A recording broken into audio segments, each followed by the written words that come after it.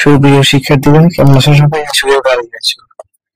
আজকে আমরা সাউন্ড থেকে শুরু করবো, তো চলো ক্লাসটা শুরু করা যাক। শিক্ষক বাক্য অনুসারে এটি হবে তৃতীয় শিক্ষণ অভিজ্ঞতা এবং এটার একটা আলাদা নাম আছে, সেটা আমরা অন্য কোনো পর্বে দেখবো। তো আমি ক্লাস শুরু করাই। ইসলামের তৃতীয় রুকন, ধনী গরিব নির্বিশেষে প্রাপ্তবয়স্ক সবার উপর রমজান মাসে রোজা রাখা ফরজ।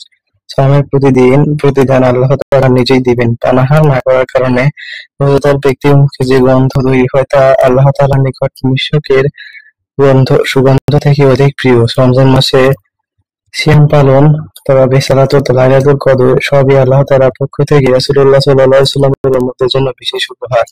সপ্তম শ্রেণীতে তোমরা সাওম পালন সম্পর্কে বেশ কিছু বিধিবিধান শিখেছ।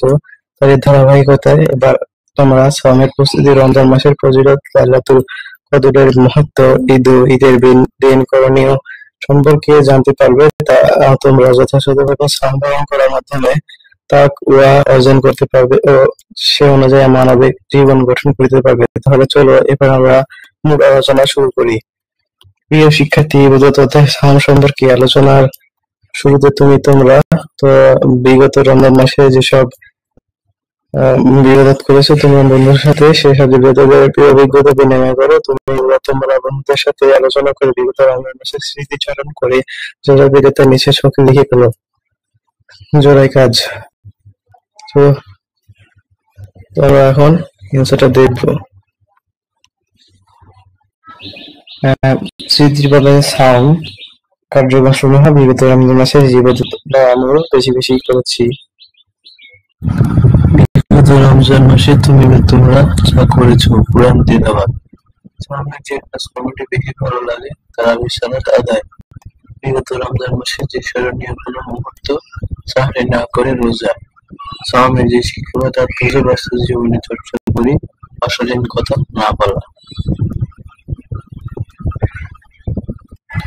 সাওমের প্রস্তুতি, রমজান মুমিনের ইবাদত ও আত্মশুদ্ধির মাস। দিনে সাওম পালন, সন্ধ্যা ইফতার করা, রাতে তারাবিহ সালাত ও শেষ রাতে সাহরি খাওয়া। আমরা এভাবে ইবাদতে মশগুল হয়ে রমজান অতিবাহিত করি। সেজন্য আমাদের উচিত যথাযথ শারীরিক ও মানসিক প্রস্তুতি গ্রহণ করা। রজব মাস থেকে রাসূলুল্লাহ সাল্লাল্লাহু আলাইহি ওয়াসাল্লাম সাওমের প্রস্তুতি গ্রহণ করতেন।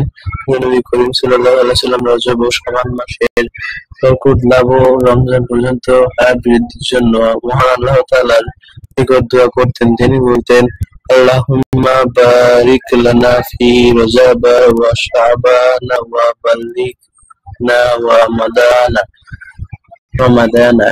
অর্থ, হে আল্লাহ, রজব মাস ও শাবান মাসে আমাদের বরকত দান করুন আর আমাদের রমজানে পৌঁছে দিন।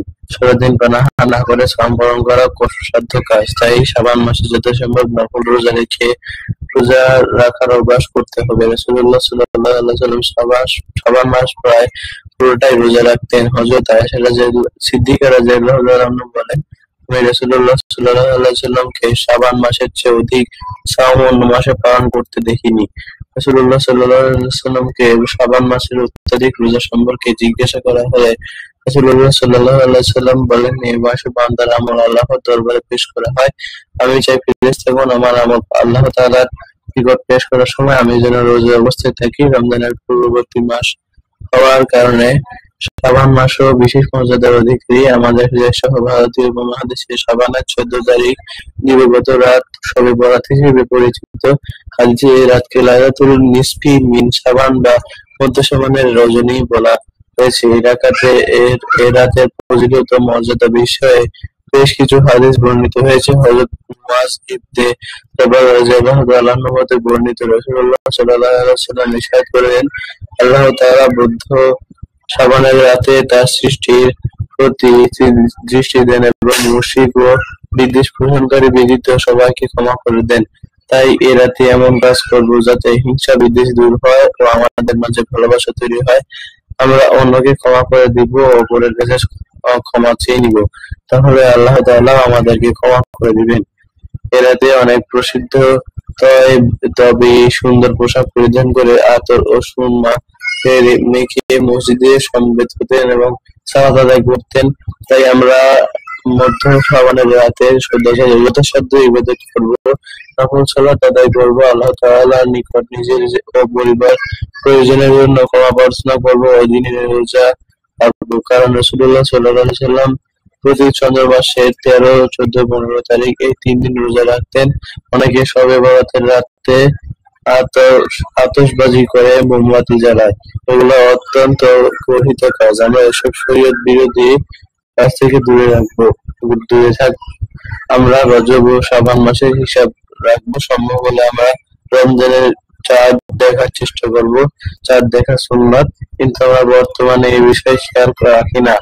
রমজান কুরআন নাযিলের মাস, তাই এই মাস আসার আগে থেকেই আমরা বেশি বেশি কুরআন অধ্যয়ন করব, জামাতে সালাত আদায়ের অভ্যাস করব ও নফল সালাত আদায় করব, গুনাহের কাজ পরিত্যাগ করব। যথাযথ পরিকল্পনা ব্যতীত কোনো কাজে সফল হওয়া যায় না। তাই রমজানের জন্য আমরা প্রস্তুতি নেব। যে পূর্ব প্রস্তুতি গ্রহণ করবে রমজানে সে যথাযথ ইবাদত করতে পারবে। আর প্রস্তুতির অভাবে আমরা যদি ইবাদত করতে না পারি, তাহলে রমজানের রহমত বরকত থেকে আমরা বঞ্চিত হব। রাসূলুল্লাহ সাল্লাল্লাহু আলাইহি ওয়াসাল্লাম বলেন, ওই ব্যক্তির নাক ধুলো মলিন থেকে যে রমজান পেল অথচ গুনাহ মাফ করতে পারল না। এটা তিরমিজি হাদিসের কথা। রমজান মাসে আসার আগে আমরা সারাদিনের ইবাদত পরিকল্পনা করব, যেন কোনোভাবে রমজানের রহমত বরকত থেকে আমরা বঞ্চিত না হই। আজকের ক্লাসটা এই পর্যন্ত। পরবর্তী রমজান মাসের ফজিলত এখান থেকে শুরু করব। আমার ভিডিওগুলো ভালো লাগে থাকলে চ্যানেলটা সাবস্ক্রাইব করে আমার সাথেই থাকবে। ধন্যবাদ সবাইকে।